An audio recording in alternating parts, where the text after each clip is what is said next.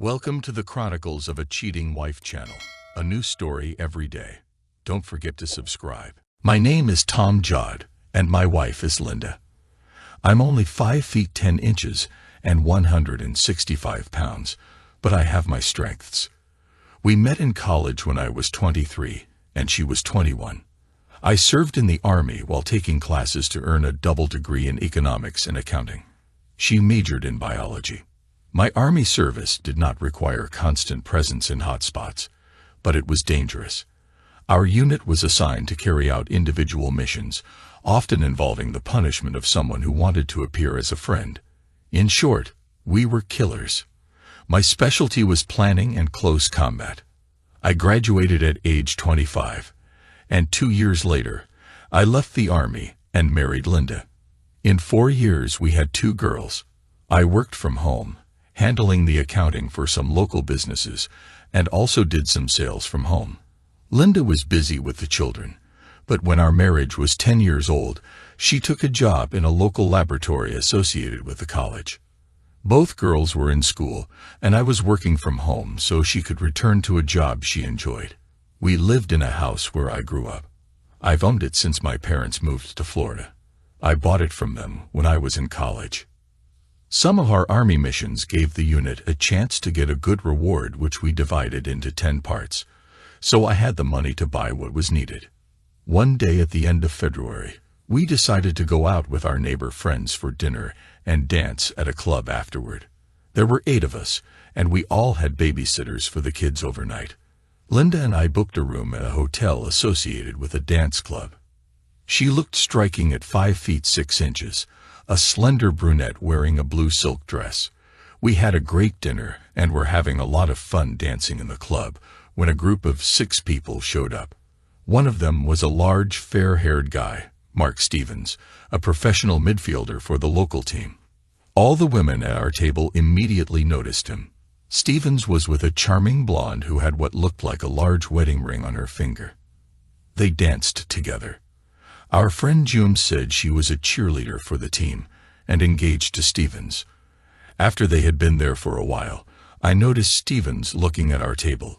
He stood up and walked towards us.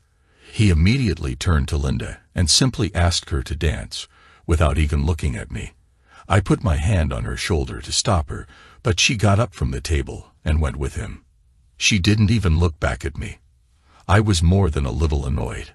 I was even more annoyed when, after 2 fast dances, it was time for a slow one and Linda melted into Mark's arms. I stood up and walked to the bar right past them. The women at our table didn't like this, and they made that clear, but I went anyway. Not that it mattered much to Linda, who didn't notice me passing by at all. I had coffee. When the slow number ended, they parted, and Linda returned to our table. I stayed at the bar and drank my coffee. I saw her look around for me and saw me there. She looked a little worried. She sat down next to June. I walked over, and as I got closer, they both stood up. "Did you have fun?" "Sorry, maybe I got a little carried away." "Maybe so," June chimed in. "Tom, it was just a little dance, nothing special." I thought it was insulting to me. I said. I sat down. "June and I are going to the ladies' room. We'll be right back," Linda said. They left, and Mark left through the front door without the blonde. June returned, but Linda was not with her. I asked, "Where is she?" "Tom, Linda is not here now. She left with Mark." "Are you kidding?" I ran outside and saw Linda getting into the red Escalade. The car started moving. I returned to the table. June was talking to the others at the table. "Did you all know what she was doing?" June said, "Tom, you have to let her spend the night. She will return to you tomorrow." "No, I don't need her to come back. Let her know this when you talk to her. We're finished." When I said this, there was a general uproar at the table. They all thought I was too harsh, so I barked at them. "I don't want anything to do with any of you anymore. You all knew, and no one warned me, so maybe I could have stopped her. Now she will lose everything for a night." I went to the front desk but saw a blonde woman at a table with the other 4 who had come with Stevens. She cried. I went. Are you his girlfriend? Yes, I was his girlfriend, but not now. Where did they go? I asked. To our house on Cherry Lane. He said he would never do it once we were engaged. Excuse me, was that your wife? Was is the key word here, I said. He'll finish with her in the morning and take her home. He likes to gloat over his husband. What an idiot. At this, 2 other guys, both big, one black, the other white, were offended. I ignored them. I gave my business card to May and asked her to call me. She smiled but cried. I walked away. I took my coat but left Linda's. I went to the hotel room and took my suitcase but left Linda's. I checked out. As I drove home, a plan formed in my head. This has happened to me before when I was in the military. That's why I'm still alive. I wish I had come up with a plan before Linda left. I drove into the garage, went inside, and turned on the security system. I went to the basement and took out the rope that I had kept for many years. Then I went upstairs, took off my clothes, and jogged to the 2nd floor. I put on black underwear, a black hoodie, dark gray sweatpants, old sneakers, and 2 pairs of gloves. I also took a balaclava. I put it all on and went up to the attic with the rope. I secured it to the beam securely, just as I did as a child. I climbed out of the narrow window and jumped down the wall of the house. On the other side, there was nothing but forest. I ran and jumped over the side fence, down the path to the workshop located there. I went inside and grabbed a backpack, a few extra wool socks, a pocket knife, and an old hand axe that I had deep in my toolbox. I put it all in my backpack. Then I took my bike and rode, pedaling towards the river through a small forest. I crossed the bridge over the river and headed towards Cherry Lane. I saw a house with the statue of a football player and a red Escalade parked in front of it. I took an axe and a knife, jumped over the fence, and ran past the SUV. I used the axe to break the passenger side window. The alarm sounded. Then I jumped out onto the porch and hid behind a column near the door. I didn't have to wait long. The light came on, and the door opened. The idiot stuck his head out and used the key fob to disable the alarm. He went outside. He had a semi-automatic pistol. I hit him on the head with an axe as he passed me. He fell and crawled. I delivered one powerful strike with the axe with both hands. I returned, closed the front door, and ran away. I jumped over the stone wall and returned to my bike. I put on wool socks, put the axe, knife, gloves, and shoes in the backpack, and zipped it up. I jumped into the saddle and flew to the river. When I arrived at the bridge, I stopped and threw the entire backpack, as far as possible, into the river. It had rained the day before, and the current was fast. I rode my bike back in the direction of the house, through the nearby forest, to the workshop. I went inside. I took off my socks and put on another pair of sneakers. I sprayed the bike's handles and pedals with an ammonia solution and wiped them off. Then I ran back, jumped over the side fence, and climbed up the side of the house again. It was not as easy as I thought, but I managed and climbed through the small window. I pulled the rope and rolled it. I wiped the windowsill with a rag and ran with the rope to the basement. I took off all my clothes, including my mask and gloves, and put them in the washing machine. I then showered in the basement bathroom for a while, washing everything twice. Once that was done, I put on my gym shorts and headed upstairs. I left the basement door open so I could hear when the washing machine stopped. I put on the clothes I wore to the club the night before. I went down to the basement and put the wet clothes in the dryer. I went upstairs, prepared snacks, and drank a glass of whiskey. Then I sat for a while, thinking things through again.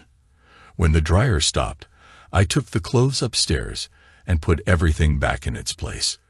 The balaclava went to the back of the closet where I always kept it. I looked at my watch. It was 2:50 a.m. All this, starting from the moment I entered the house after returning from the club, began at midnight. I went downstairs, sat on the sofa, and drank more whiskey. I fell asleep. I was woken up by the doorbell at 6:02 a.m. I looked at the door camera display and saw two people, an African-American woman and a white guy with short hair, cops. The doorbell rang again, and I opened it. "Who are you?"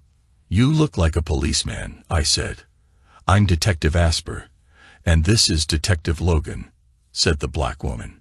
They flashed their badges. I made an uncertain face.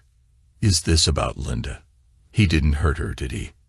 "No, she was not physically harmed, but Mr. Stevens was attacked. Can we go inside?" "Certainly. Where is Linda? Did you bring her with you?" "No, sir. She is in the hospital being treated for shock." I paused for a second. I just looked at them, and they just looked at me. "Have a seat," I said, pointing to the sofa, but they were sitting separately on two chairs with straight backs, so I used the sofa. "I think you should explain what happened," I said. "What have you been doing since your wife left the club with Stevens?" It was Logan again. "Just tell me what happened, okay?" Asper replied. "No, you just have to answer the question." I went to our hotel room, picked up my things, checked out, and came here.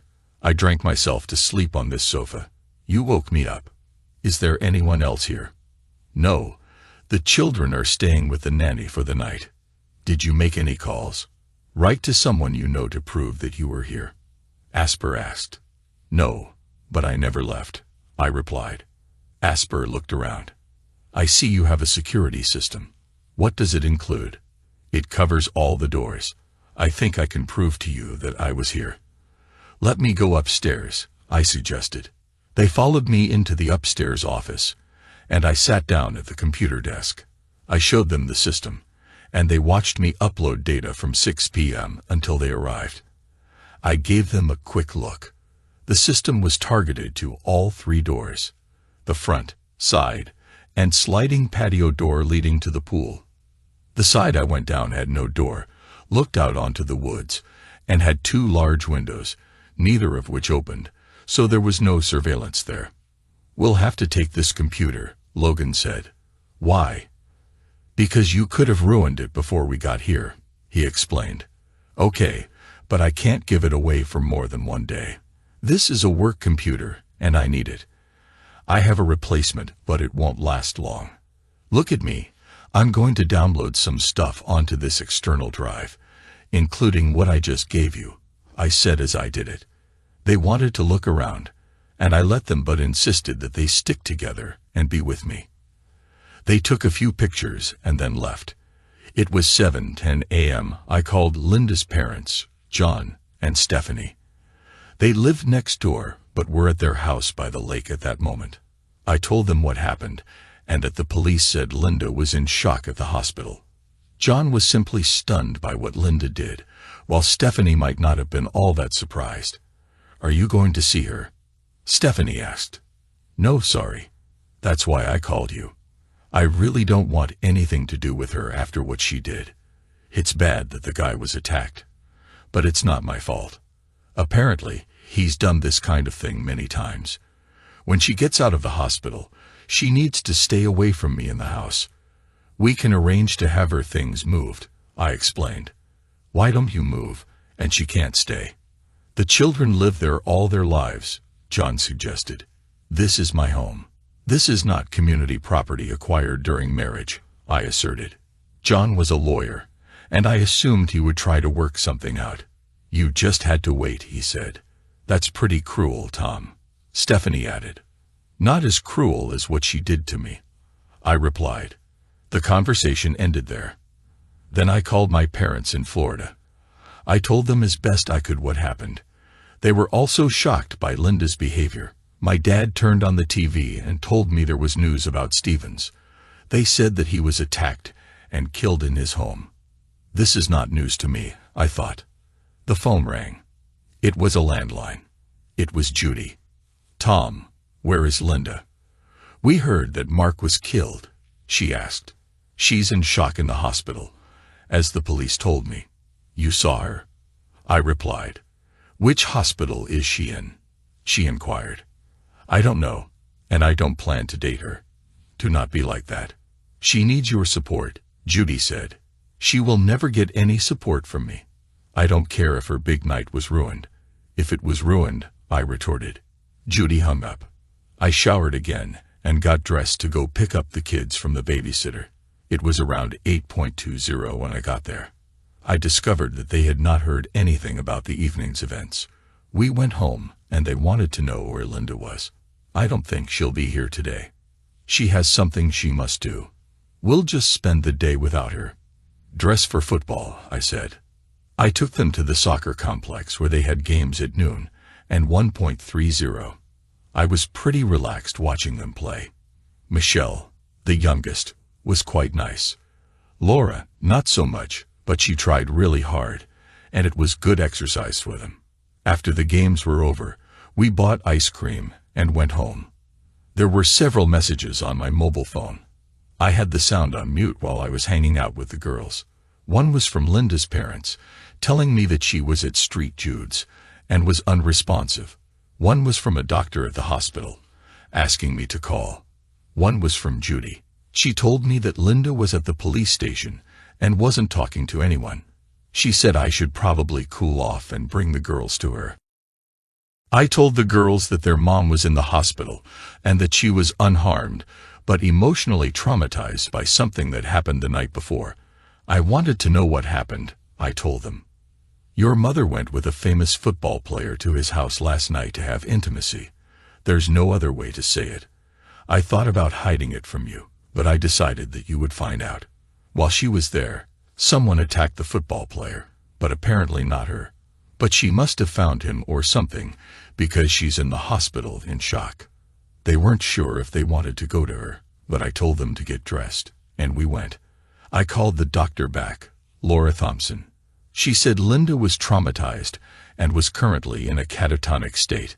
I asked her about bringing the kids. She hesitated. Are you going to visit her? I really don't want to see her at all. I assume you know why, but I can bring the girls if you think it might help. Do they know what happened? I mean about the surrounding circumstances. You mean intimate between Linda and the football player? Yes, I told them. They are dressed and ready to go if you think it might help Linda, I explained. Okay, meet me in room 31 in 30 minutes, she said. We went there. Dr. Thompson was in her late 40s and a psychiatrist. We talked for a while, and then she turned to the girls. She said their mother was in complete shock and seemed unaware of her surroundings. She said meeting the girls might help. Did they want to see her? They did. Just that. I walked them to the door and looked inside. Linda sat on the bed staring at the TV with cartoons. The girls hesitantly approached her. Laura, the eldest, touched her hand and called her mom. Shelley followed her, but there was no reaction. Shelley began to cry. I walked up to her, took her in my arms, and looked at Linda. Nothing. I took Laura's hand and led them to the exit. Well, we tried, I said. Will she wake up? Laura asked. Of course, someday, I said. Maybe you can visit her again soon. Maybe when she comes to her senses, you'll be able to see her. What if she doesn't wake up? Shelley whispered. I reassured. She will wake up. I know it. Maybe not soon, the doctor said. Girls, I'll definitely let you know when she comes to her senses. After this, we left the hospital. Both girls were crying in the car. Maybe I shouldn't have taken them, but I just wanted to see Linda and see if their presence would help. Despite my rude reaction to her cheating, I didn't wish it on her. I felt bad about it, even though she deserved to suffer, but not like it is now. I felt tears running down my cheeks. When we got home, I made them scrambled eggs and toast. I deliberately involved them in cooking, pretending that I needed help. It seemed that the opportunity to command me encouraged them. Then I turned on the movie for them.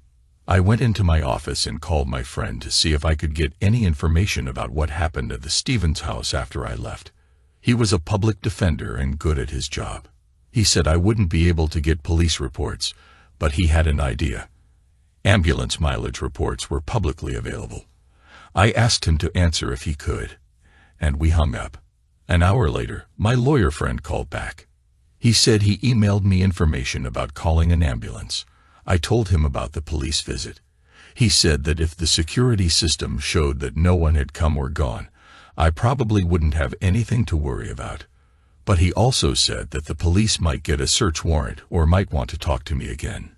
He recommended a lawyer if needed. After I saw the ER report, police found Linda with Stephen's head in her lap. She was covered in blood, wearing only a thin robe. She repeated no, no, no over and over again. The police picked her up and put her in the ambulance. She was unresponsive when the ambulance arrived and all the way to the hospital. An officer rode with her, asking if she saw who did it, but he didn't receive any answer. It made me sick, and it made me wonder if she would ever recover. I looked up PTSD, post-traumatic stress disorder. I've already looked for it before for myself.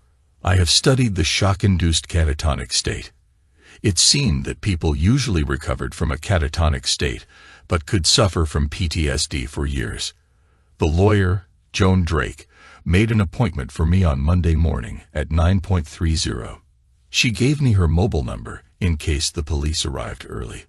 They didn't do this.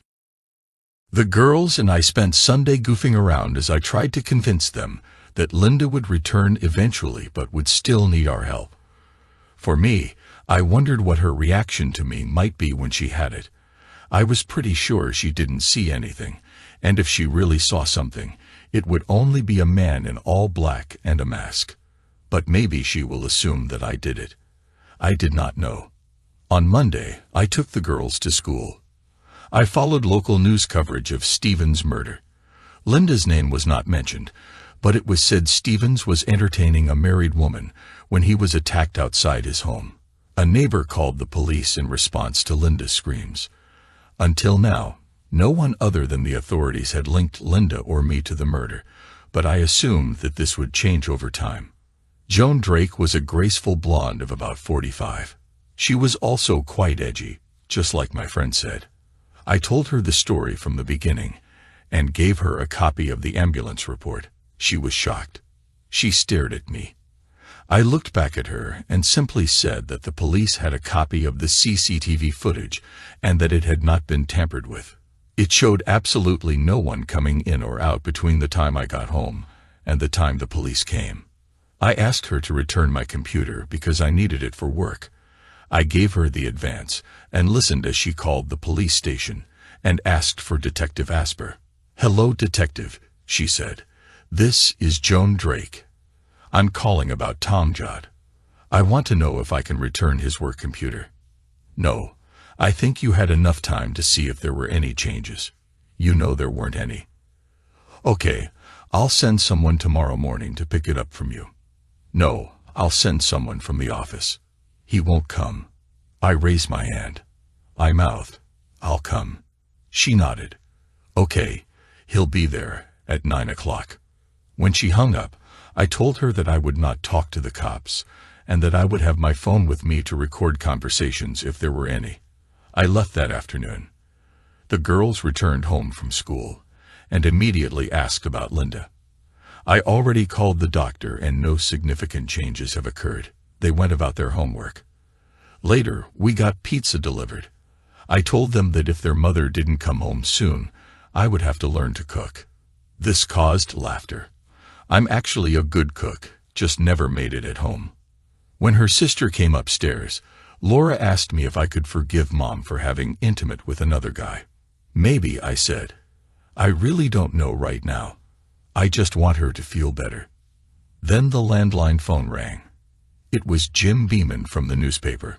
"Mr. Judd, this is Jim Beeman from the Tribune." "Hello," I said. "We have information that it was your wife, Linda, who was with Mark Stevens when he was killed. Can you confirm this? I wouldn't want this to become public knowledge. My 2 kids are in school, and they might get in trouble if this comes up. So you confirm it. How do you feel about the death of your wife's lover? I understand what you're getting at. If anything you publish causes any harm to my family, I will act against you in your newspaper. It will come out. Mr. Judd, there's nothing I can do about it." I looked out the window and saw a TV truck parked in front of the house. "Channel 7, I said. "I see a TV truck. I think you're right. Crap. I'm sorry. I have to go." There was a knock on the door. I looked into the camera and saw a young woman with a microphone. I spoke over the intercom. "Get out. You're trespassing on someone else's territory, and I'll call the police." "Is your wife there, Mr. Judd?" I called the local department and told them I needed help removing the press from my porch, and they did respond and removed what was already a group of 6 people from the porch, but they didn't go far. There were now 4 trucks there. I called the doctor and told her to make sure Linda was safe before the press came. I talked to the girls and told them that I thought they could stay somewhere else with me in homeschool, but they said they wanted to continue going to school even if they had to live elsewhere. I said I'd think about it. I called my lawyer, Joan, and asked her for advice. She said she would make a statement to the press if I wanted to see if that would calm the tension. We arranged it. The statement was made through her office and stated that my family would like for her to be allowed to continue her normal daily life. It said that I do not comment on rumors about my wife and will not comment on them in the future. It stated that continued media presence outside the home would result in legal action if it harmed the family, and that we would appreciate it if the trucks left. Meanwhile, Detective Asper and her boss announced a press conference at 7 p.m. I was watching. Police said Mark Stevens was attacked outside his home and killed with a sharp object. It said that although a woman was in the house at the time, there was no indication she witnessed the attack. It said the investigation was ongoing. The first question was whether the woman was married and whether her husband was a suspect. Detective Asper said, "Since you all know her name, I assume you know that she is married. But we have carried out a thorough investigation into him, and there is no indication that he was involved in the attack. In fact, he appears to have spent the entire night at his home, some distance from the scene of the incident." The reporter spoke. "What about other women, married women, their husbands?" "We thoroughly investigated allegations that Mr. Stevens regularly seduced married women and found that there was some truth to this. In fact, he appears to have seduced several married women in the presence of their husbands. So we explored this aspect." Chief Johnson interrupted the meeting. "That's all for now. If we have anything more before our briefing on Wednesday, we will let you know." And the police left amidst screams. "I've made arrangements with the girls' school to have their assignments delivered here or sent by computer over the next few days. I called Linda's parents and told them to beware of the press, but no one had shown up yet. They also disappeared from our street on Tuesday." The doctor called and said Linda was starting to respond and that the police were with her. I told her parents, and then I gathered the girls to take them to the hospital. By the time we got there, the police were already leaving. Detective Asper said she would like to speak with me after my meeting with Linda. I agreed.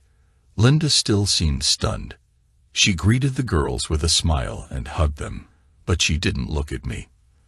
The girls told her about TV trucks in school, but then Linda seemed to doze off, and the doctor said we should let her sleep. Her parents were outside talking to the girls when I went to see Detective Asper. "She looks like she's getting better," Asper said. "Maybe. I don't know really. Are you going to take her home until she gets better?" And then, "I'm sure we'll separate," Asper said. "I think you should give her a break. What other punishment could she receive besides what happened? It's not about punishment. It's a matter of respect and trust. I will never trust her, and I will never respect her. And maybe she will never respect me either." Asper smiled. "She may be afraid of you. She may not trust you either. You're just trying to lure me into a trap. You know full well that I had nothing to do with the attack on Stevens. I know that you have an army background. I know you had an impressive reputation in the service. So maybe some average guy couldn't do it, but maybe you could. I didn't do it. You know we have home security video from Stevens' house. It's not my problem. I was not there. See you later." It sounded like a threat. Over the next few days, Linda gradually regained some semblance of normal behavior. I dropped off the girls every day, but didn't spend much time in the room with them. On the fourth day, Linda was scheduled to be discharged. She asked to speak to me alone, and I sent the girls away. Forgive me for what I did, putting you in such an awkward position. I don't think apologizing will help, Linda. I can't tell you how humiliating this was for me. Now it's on national news. I'd like to go home when I'm discharged this afternoon, she said. She sat down on the bed and moved towards the chair. Can I go home? You know the media is there, and they will follow you from here. I don't want the girls' lives to be ruined anymore. Maybe I can sneak away now, she said, not looking up. I'll contact security. I can't say I want to be close to you, but maybe I don't have much choice right now. I didn't want you to get hurt. I thought you loved me and could get through this. Or in fact, I didn't think about it at all. Did you have intim? No. We were without clothes in bed when the commotion began. I looked at her closely and realized that she was lying. You see, I can't say that I believe you, or would believe everything you tell me. In fact, I can never trust you again. But we can see how things go, okay? I love you, she said. I just turned around and walked out. I went to the hospital security office and arranged for a car to pick Linda up behind the building and take her to my home. It was scheduled for 4 p.m. Everything went without a hitch, and she got home around 4:45. The children and her parents were there with me. I made a bed for myself in my office. Linda will sleep in our room. The rest of the day was very awkward, to say the least.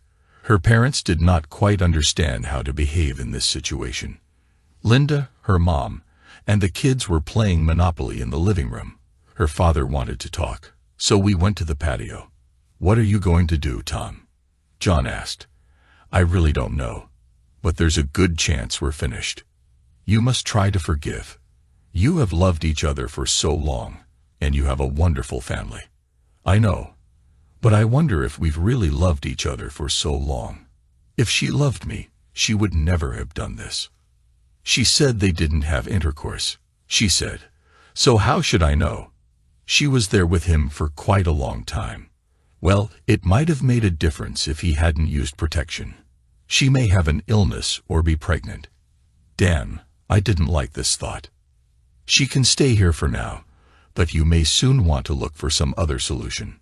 We returned to the house and all ate pizza together. Her parents went home. As far as I know, they didn't discuss Mark with her. As we were putting the girls to bed, Laura asked Linda why she went to have a night with Mark. I am so sorry. I was wrong, and I made a mistake. But I do not understand. He's just a football player. I saw him. He's not our dad. No, not Dad. I'll talk to you about him later when I find out more. The girls went to bed, and Linda went down to the kitchen. I followed her about 10 minutes later. In the meantime, I called my friend, a public defender, and asked him about the autopsy report. He said it was also a public document, and I asked him to get it. Linda drank Pepsi. Alcohol was not recommended for her because it could lead to relapse. She asked, "Are you sleeping in our room?" "No, in the office." "Well, you're welcome anytime. We'll just have to see. Right now, I don't see a path forward for us. But this all happened just this week. I can be patient, really." I did not notice. I went up to my office and went to bed. I didn't sleep very well, and got up at 5 a.m. I made coffee. A friend of mine sent me a copy of Stephen's autopsy. I read it carefully, paying particular attention to the trauma analysis. The samples were sent for laboratory analysis. It looked like Linda was lying when she said they didn't have intercourse. I never believed it because of the timing. She was there for approximately 2 hours before the murder. When she came down, I took the girls to school almost as usual. However, they were a little depressed. I spent a lot of time considering my options. If it weren't for Linda's illness, I would never have let her back into the house. But there were benefits to allowing it. including making things a little easier for the girls. As soon as I entered the house, another TV truck pulled up outside, and a young woman got out and screamed at me, asking if Linda was home and if I had forgiven her. I smiled, waved at her, and warned her not to enter the territory. I went inside.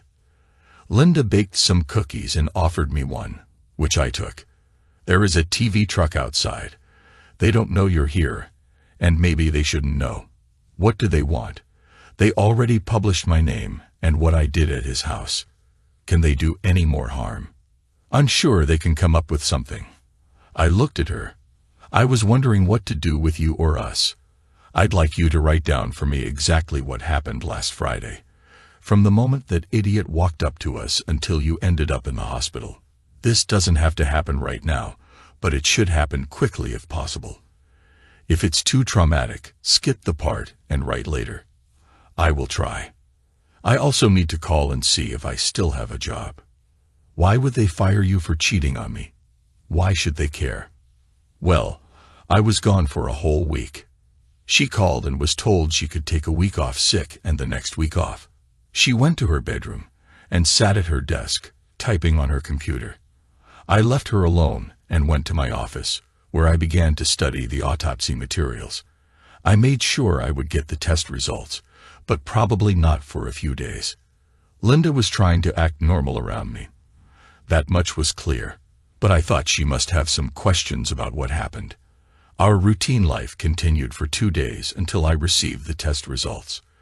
Linda's DNA and fluids have been identified, so she probably lied about the night. I waited to see what she would write to me about what happened, but I just couldn't imagine continuing my life with her as my wife. The next day, after dinner, Linda walked into my home office. I finished writing here. She handed me the printout. I read what she wrote. Tom, forgive me for my weakness. When Mark asked me to dance, I was so excited. He was charming and had such a reputation. When we danced, I really didn't think about anything else. When the slow dance began, I was simply at its mercy. He pulled me towards him. Honestly, I would have given myself to him right there. I don't know why he was so attractive to me, but he was. He told me to sneak out the side door, and we would go to his house. He said, "I'll have the best intimate experience in my life." I believed him. When the dance ended, I returned to our table, and you were not there. I agreed to go to the women's room with June. When you returned, I saw that you were very angry, but I thought you'd get over it eventually, and I wanted Mark so badly. We had intim. As we were finishing, the car alarm went off. He put on his robe and went out. He told me to wait there. I looked out the window, but didn't see anything. Over the porch roof, I saw someone running away dressed in black. The man jumped over the fence. I found a robe and went down to the front door. He was lying in the driveway. I ran up to him. His head was smashed. I was in some kind of trance, just stunned and shocked. I felt guilty, as if it were my fault that I had sinned. The police arrived, and I remember being in the hospital. I'm so sorry about all of this. I love you, and I don't know why I did what I did. Linda. I looked up at her. Tears were streaming down her face. Tom, were you the man I saw? I was here all night, drinking, regretting the end of my marriage, and the changes that had to happen in my family. There was hatred in me. But of course, the police told you I was here. They have surveillance footage. That's what they said when I asked, but no buts. I can tell you that I think Stevens got what he deserved. No, Tom, he didn't deserve this. He was nice, and he turned your world upside down. Right, Tom? Don't. Why not? I want you to know that I will never be able to love you the same way again. Maybe I won't be able to love you at all. The man I thought I married would never do what you did. Was it worth it? Was the intimate worth what you lost? What has he lost? You know, the night was really impressive, but it wasn't worth what happened. If we had just had that night, and I came home the next day, well, maybe. But he's dead, and I'm screwed forever. Yes, you killed him. She turned and ran out of the room. "No, you killed him," I muttered. After that, our relationship became cold. I decided not to try to convince her of my innocence or try to make amends to her in any way. Of course, I would never admit to her what happened. I assumed that if I did this, she would immediately tell the cops. She was a woman who could not be trusted at all.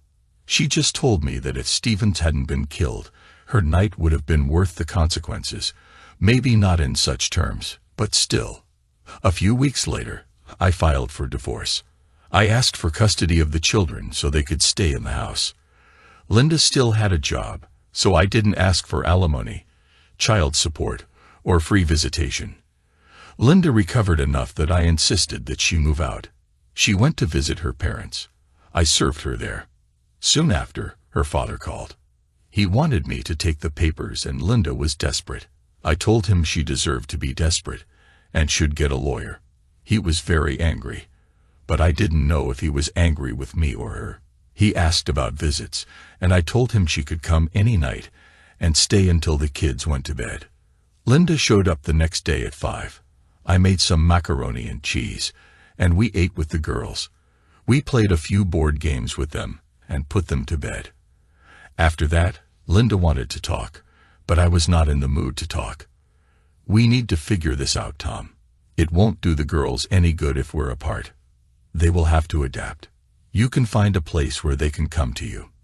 The sooner we resolve the divorce, the sooner you can set up a visitation schedule, please. I don't want a divorce. I made a mistake, okay? It's a big mistake, but I love you. There's no way we're going to stay married after you openly had intimate behind my back. Forget about it and move on." Linda began to cry. Don't sob, just cry quietly. I really felt sorry for her, but not enough to change my mind. We're finished. The divorce took place. We worked out a joint custody agreement, and Linda had an apartment with a large second bedroom for the girls. The two of us established a distantly friendly relationship, focusing on the girls. About 4 months later, I started dating women from our circle and from work. They knew that I was single, and I seemed to attract their attention. When Linda had the girls, I brought several women home for the night. However, none of them lasted too long, but the intimate was usually good, and sometimes great. I stayed away from married women, although some of them seemed eager to sleep with me. But after my experience, I decided that it was immoral. Linda was good with the girls, but not so good on her own. She took antidepressants and slept a lot, but she managed to go to work and complete her assignments. Her parents and girls told me she is not dating. After 10 years, Shelley left for college. Laura was about to start her freshman year. The two of them had gotten used to the joint custody arrangement and seemed to be doing well. They both dated in high school, and Laura, I believe, in college. I was in a long-term relationship with a young woman, Cody, whom I met one night at a bar. Like me, she was divorced. She had 2 children at home, and her husband moved to the West Coast. She was 35 when we met, and her children were in school, twins in their second year. When they left for college, she moved into my home. I used to love her. She was funny and smart, and the intimate was great. She may not have been as beautiful as Linda, but she was pretty, and guys really took notice of her. When we were dating shortly after we met, I told her about all the fuss surrounding Mark Stevens' death. Of course, I never told her how he died. The uproar eventually died down, and no one was ever arrested or charged. One Saturday, Detective Logan showed up at my house, and I invited him in. I was home alone. "I retired last week. A good pension," he said. "I'm happy for you, but why are you here?" "I just want you to know that I was convinced that you killed that idiot, and, well, he deserved it. Although maybe not your wife. I didn't do it, but he certainly deserved it. I congratulate whoever did it. Why do you say Linda didn't deserve it?" "Well, it was just one night, and she only did what many other married women did when that idiot hit on them, you know. If they met somewhere and went to commit adultery in private, maybe we could get over it, but it was too brazen and ostentatious. Understand how is your partner doing? She's a captain now. Really punchy girl. He was insightful. We shook hands, and he left. As for Linda, she eventually made a partial recovery. We rode together when I drove Shelley to school. On the way back, I asked her one day how she was doing. Linda, how are you doing? I'm fine. I have a boyfriend, sort of like a friend with benefits. I know you and Cody are together. Well, in general, yes. And when her children leave, we may move in together, Linda whispered. I wish all this didn't happen. We'd be empty nesters now, and we could have some real fun. I'm still very sorry. Me too, we both cried. She later moved into her friend's apartment, but I don't think she ever fully recovered from that night, like me, probably. I've never regretted doing it. It probably saved many marriages, one of my most effective altruistic acts.